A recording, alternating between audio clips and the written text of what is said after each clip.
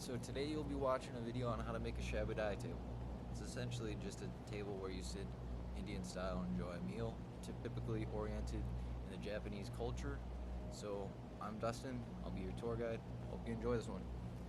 When I came home from the lumberyard, I trimmed these boards down and got them to the desired width. So overall, I usually buy two-face lumber. Now I pay a little bit more, I understand that, but if I don't have a joiner, I might as well spend the extra money now so I can save up later and get a joiner. This little montage is just an homage to my thickness planner.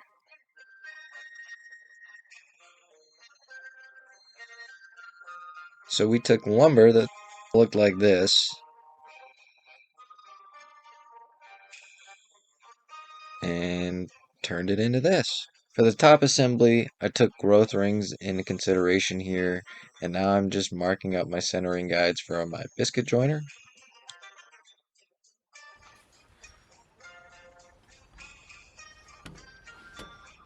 and plunge away.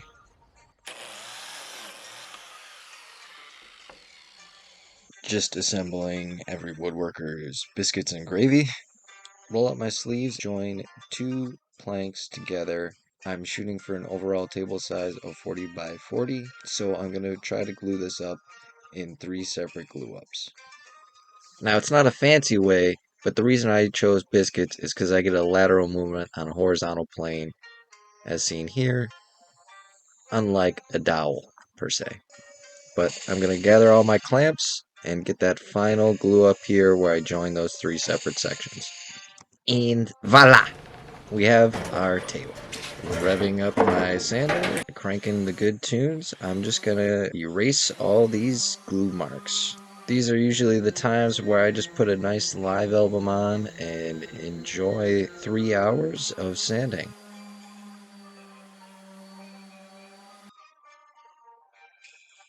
When sanding, I realized I had a void here that I just didn't like, so I decided to clean it all up and reglue it all.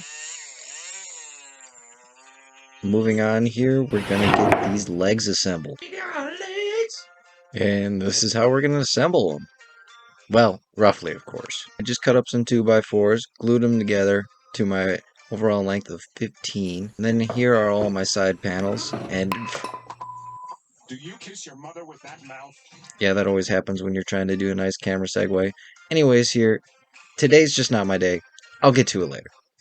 Marching onward here, I'm just going to take my table saw blade, swing it over to the 45 position, and get my miters on these. Looking at it, I have 4 panels per leg, and I have a total of 4 legs, and I have to run them through either side. So that's, let's see, yeah, that's just death by 1,000 cuts. Now, some of you might be wondering why I'm making my miter cuts now as opposed to when it was an 8-foot board. I look at the variation in the warpage of the board, or any twist or turn is going to be very minute now when it's at 15 inches or in smaller, shorter lengths as opposed to an 8-foot run.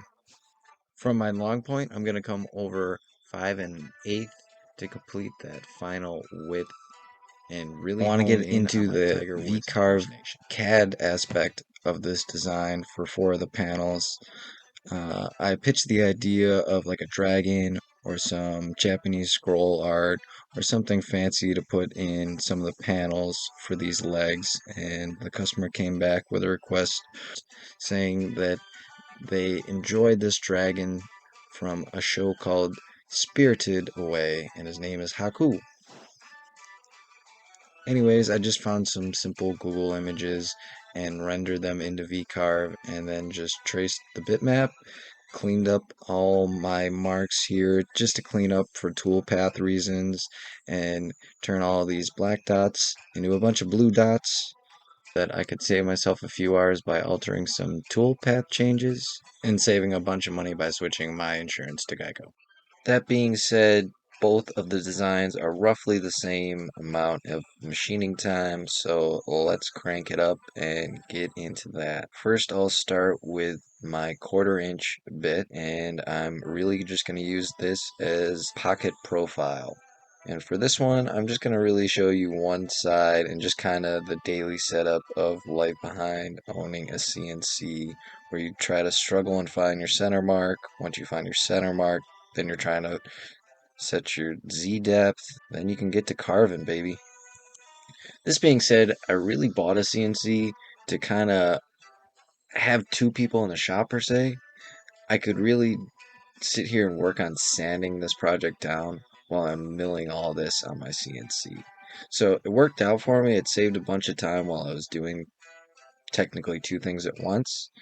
I think the most thrilling part of owning a CNC machine is drudging through, drawing it all up, making sure everything's fine tuned, and then you put it on your CNC. You really get to see it start to come alive, and that's truly my favorite part about every carve.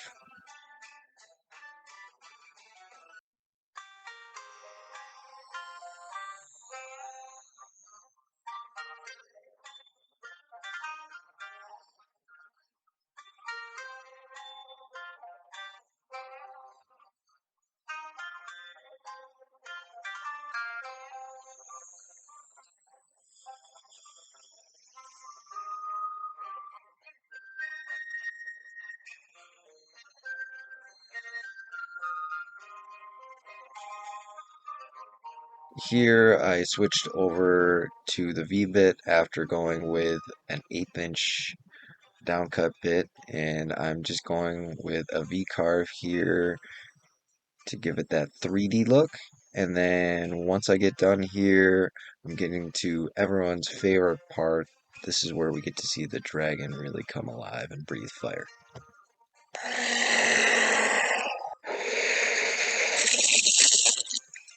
With the overview shot, this actually shows some of the tool path errors I had. It was really just zeroing in with that 1/8" bit.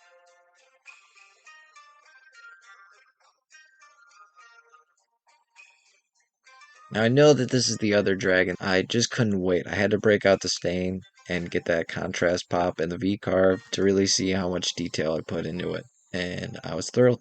So after the carve, here are all my finished pieces here, and I'm getting ready to assemble them all and put them together. On a side note, I like to save waste. So do you remember those miter cuts that I had on the table saw earlier from all these side panels? Well, I'm going to turn them into popsicle sticks. I mean, paint sticks. I mean, realistically, they're spacers, okay? They're spacers. So I don't have a bandsaw, so I'll go over to my table saw and then cut them out and then leave about a 1/16 of an inch. From the cutoffs, I just divide it in half. I'll have two pieces here from these cutoffs. So then I can come over with a chisel and then just pry them open like an oyster.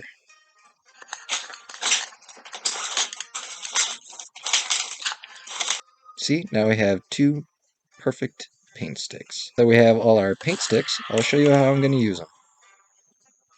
So with this project, I used maple, and that's just not 4x4 or 6x6 material, so I had to make my own. So these two buys that you saw earlier, these paint sticks and my side panels will assemble like this. Therefore, it will be a true center in between the two 2x4s for when I go to put that bolt through the legs. I'll glue them all up and pin them all down.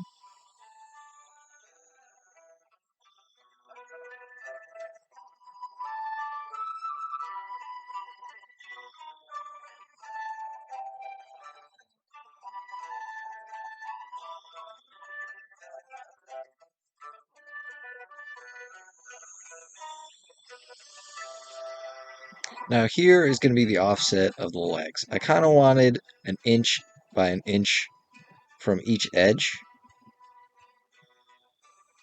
So this representation will kind of give you a perspective of how I want the legs to sit.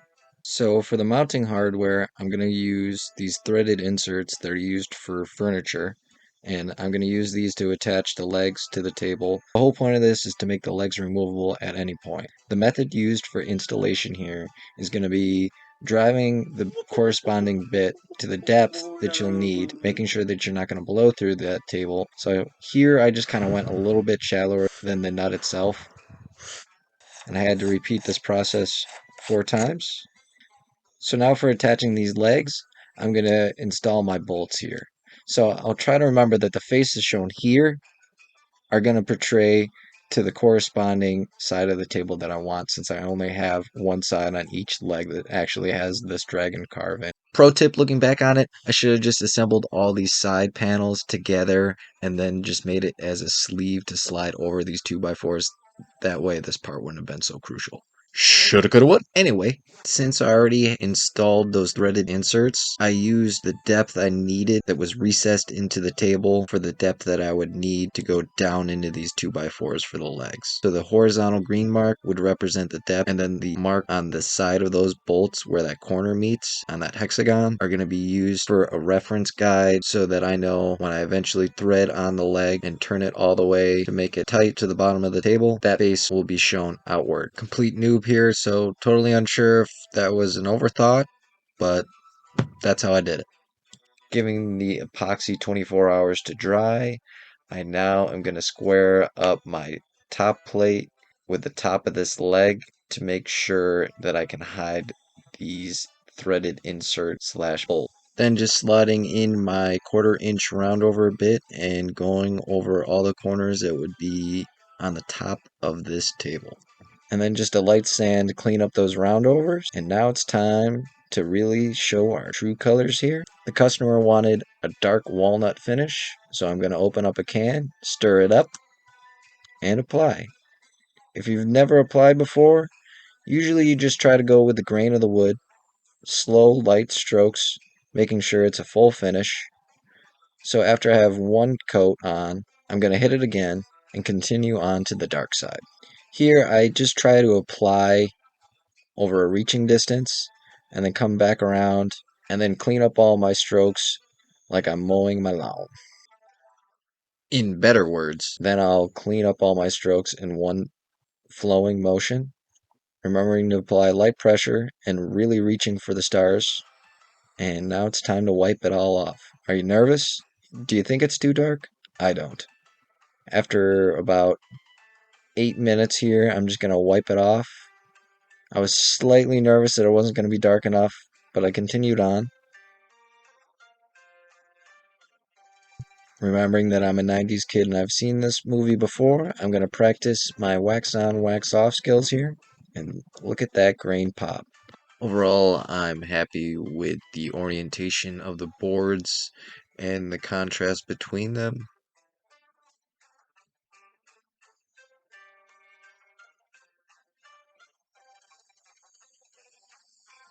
Bet you were wondering how I was going to clean up these voids in the bottom of the table.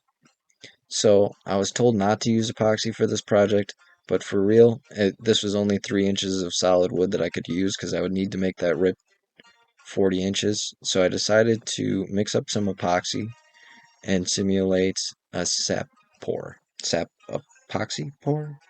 I'm not sure how that works, but I just went for the color of sap.